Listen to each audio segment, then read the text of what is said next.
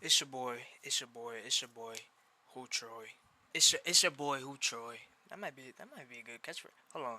It's your boy. Who Troy? Alright, it's your boy Who Troy back with another video. We're talking about there's great acting and there's Denzel Washington. Everybody knows who Denzel Washington is. He's one of the greatest actors of all time, probably. A lot of people would say he's probably the greatest actor of our generation. Maybe. Because there's a lot of great actors like Bill. We got the Bills, we got the DiCaprios, but Denzel is definitely up there. Um, Without further ado, let's get into it. Let's get into it, man. Without further ado, let's get into it. Who Troy? It's your boy. Who Troy? All right, my fault. My fault. Here we Damn, have the character of that punch sounded fake as heck. By the way. Frank Lucas, a real-life Harlem drug dealer who was ruthless in his pursuit of wealth. Either you're somebody or you're nobody. Be right back. Having a Either you're somebody. dealer who was ruthless in his pursuit of wealth. Hold on. Frank Lucas, a real-life Harlem drug dealer who was ruthless in his have the character of Frank Lucas, a real-life Harlem drug dealer who was ruthless in his pursuit of wealth. Who that dude? Either you're Fine somebody shawty up. or you're nobody. Be right back. Having escaped conviction a number of times, he's of course incredibly arrogant, defiant in the face of the law, and in this case, Officer Richie Roberts, portrayed by Russell Crowe. This is a man who seems obsessed with his image, the flashy cars, the beautiful women. That's common. Crowe. This is a man who seems obsessed with his image, the flashy cars, the beautiful women, and a constant display of either force or fearlessness. Just keep going. Round back? Hell no. I ain't sneaking in my own club. Now, Denzel Washington is aware that no man is truly invincible. They simply put on a mask. I don't think any scene captures this more than when Frank is being interrogated. I got celebrities. I got sports figures. I got Harlem Richie. Here, we see a man cornered. I'm sure deep down there's a rumbling sense of impending doom. But that's not what's portrayed. His posture is slouched, his expression's a lot more loose, and his speech reflects that of a man who's both calm and completely self-assured. That's pretty good. But that's why we go to court, isn't it, Richie? Because I got witnesses too. As the detective picks away at his defense, we see a change in demeanor. The posture straightens out, the voice grows more manic, and interrogation escalates to threats. So it don't mean nothing to me for you to show up tomorrow morning with your head blown off. You understand what I'm saying? This is a man so used to bending his environment at will that he has trouble accepting a world where he doesn't assert complete control. But given how calculated he is, reality eventually sets in, and we see him return to calmer expressions and more measured responses. What can you promise me, Richie? Denzel Washington performed with a subtlety that seems to draw more focus on the body language than the actual dialogue. Take the tease scene in the third This is the Equalizer, right? Equalizer film. This character's I gotta movements watch are that. so Did y'all watch the Equalizer? Did y'all watch? That's not my camera. This is my camera. Did y'all watch the Equalizer though? I forgot. I think I watched it a minute ago, but I just forgot about it. I gotta watch it again. It's fire. measured that he's meticulous Equalizer, even John when Wick. he's not on guard. Even though But John this Wick's is fine, just that's one real. scene within one movie Equalizer in one versus of the John Wick, most tell me down in the incredible comments. resumes of any actor who's ever lived. He is an incredibly interesting human being. He's had an amazing life. Now, there are other actors who capture subtlety really well. Anthony Hopkins, Tilda Swinton, and Viola Davis, to name a few. These actors all have one thing in common: a background in theater. You don't have to know at 17 what you're going to do the rest of your life. So I worked it out. I found my way to theater. I really didn't see anybody who looked like me, so I didn't aspire to act. Bonnet Troy in the building. Yeah, I know you see it, boy. I just took Soul's name. I'm sorry. Bonnet Troy in the building. I'm sorry to say. Denzel Washington's career began on the obscure stage at New York's Fordham University, but today he is headlining on Broadway. It's like retooling. The lights come up or the curtain goes up and it's an actor's medium on stage. The stage demands much more control over your body language and expressions, and unlike film, you only get one take. It's better to have a large range and not need it than not have it at all. You walk out onto that stage and you're ready to tell the whole story. Whereas on film, it requires a certain type of patience. They often follow the motto of less is more. The sharper your skills become, and the more control you have over both your senses and expressions, That the brother more starving. minimal the delivery. Now that's not to If you know, say you know. you're supposed to deliver every line in a monotone. The more minimal the delivery. Now that's not to say you're supposed to deliver every line in a monotone fashion, Bueller, Bueller. but real people are often Bueller. much more Ferris reserved. Bueller's Day Off. Good movie. If you haven't watched it, watch it. Rarely are they outwardly expressive regarding their true emotions unless pushed to the extreme. What the hell are you doing in my Leo. Another fire one. Fuck up. house if you hate me so much? This self-preservation can lead main characters to be either passive or What's this?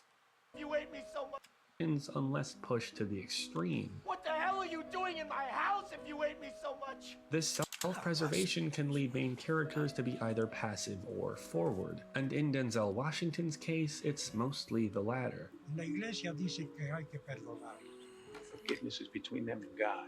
It's my job to arrange the meeting. There's a reason he's often cast in high-budget blockbusters tough. where the lead demands both a reserved demeanor and an incredibly intimidating presence. I promised someone that I love very much that I would never go back to being that person.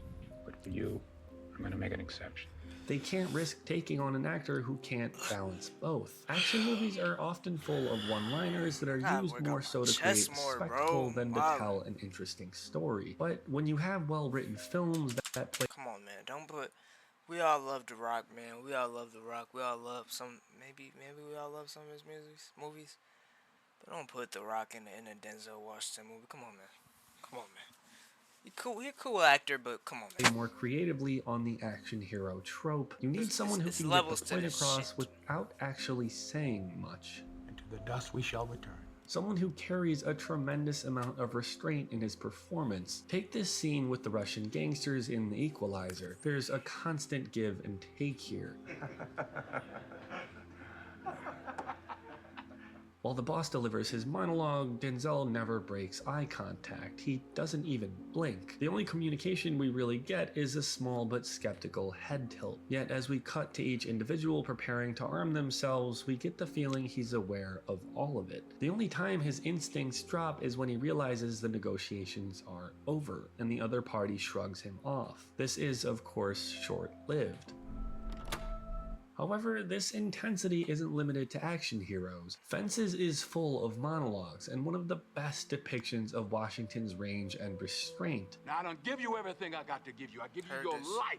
Me and your mama worked that out between us, and liking your black ass wasn't part of the bargain. And with a ton of prior experience as the character of Troy Maxson, This was actually, of the 3 films I've directed, the easiest way in because we had performed it 114 times to great success. he easily melts into the role. Troy is a man who, while walking a morally gray tightrope, imposes his wisdom and life lessons on everyone around him. I just come by to ask you for $10. I don't want to hear all that about how I live.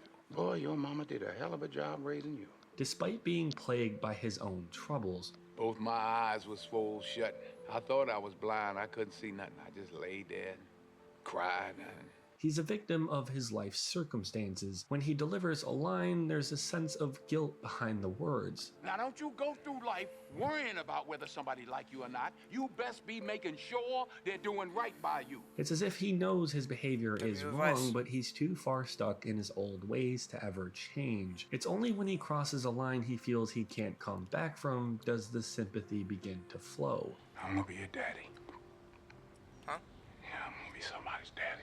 These are slight differences in tone and expression, yet they make for completely different deliveries. As the viewer, Denzel wants you to have sympathy towards those with a faulty moral compass. These characters often leave you questioning your own judgment. Take the ending monologue in 2012's Flight. After an investigation, Whip Whitaker, played by Denzel, can no longer hide from the truth. He's an alcoholic whose poor habits end up costing lives. While on the stand, he does his best to maintain composure, but over time, we see him start to break. Because I drank the vodka. He blinks and sweats like that of a man suffering from withdrawals, and during the more intense moments, we even hear his voice crack. Because I'm an alcoholic.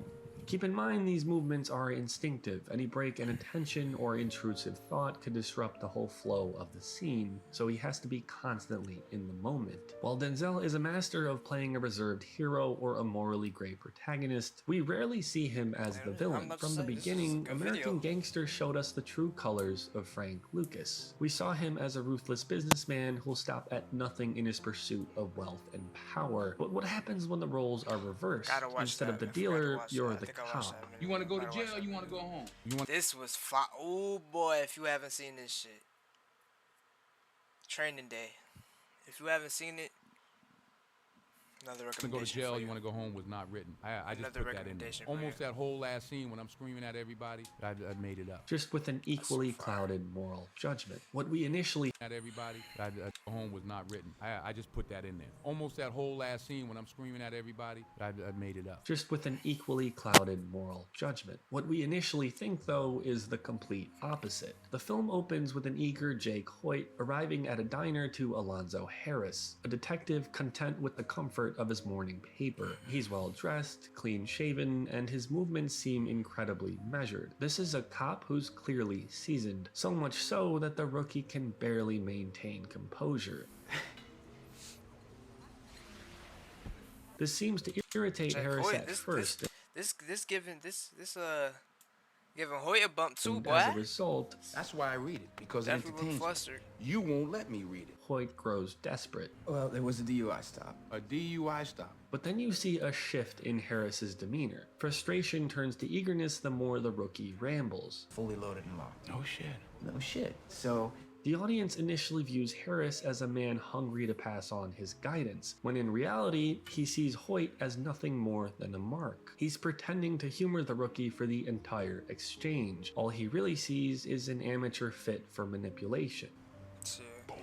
In the ending monologue, we see Alonzo, the real Alonzo, on full display. I'm the police. I run shit here. You just live here. Shunned by his community, he seamlessly transitions from a reckless hostility to a more managed. This scene right here. Chef's kiss. Desperation. Chef's kiss. Give me the money, Jake. Give me the money, please, Jake. Give me that money. Oh, son of a bitch. A hopeless last shot attempt to maintain control, even as police sirens close in. These subtle tells are a staple of Denzel's performances. He manages to create sympathy for not just the morally gray protagonists, but the villains as well. Be it a silent, piercing gaze, morally gray protagonists, but the villains as well. Be it a silent, piercing gaze or a powerful monologue, he sets a standard that very few, either in the present or past, have been able to meet. It's why he's so extensively studied. It's why he's so unanimously praised. When he speaks, the entire room is silent, full of individuals eager to gather any crumbs from the over 50 years of acting wisdom. I can say without any reserve, we're in the presence of greatness. Denzel Washington. The Oscar goes to I Love My Life, Denzel Washington.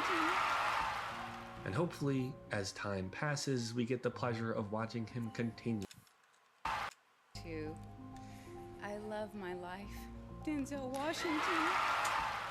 And hopefully, as time passes, we get the pleasure of watching him continue that legacy. Hopefully, yeah.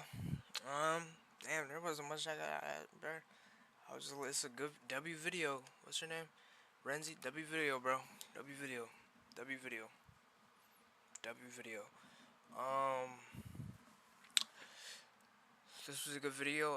We all know Denzel is one of the GOATs of this acting stuff, and he showed it pretty well. Anyway, comment down below your favorite Denzel movie if you watched, or comment down below nice. Favorite Denzel movie, or comment below nice. You probably, if you clicked on this video, you probably know what Denzel is. So your favorite Denzel movie. Like, subscribe, all that junk. Socials in the description down below. And I am out. That wasn't a bad outro. I'm out. Bonnet Hootroy in the building. Hootroy your boy.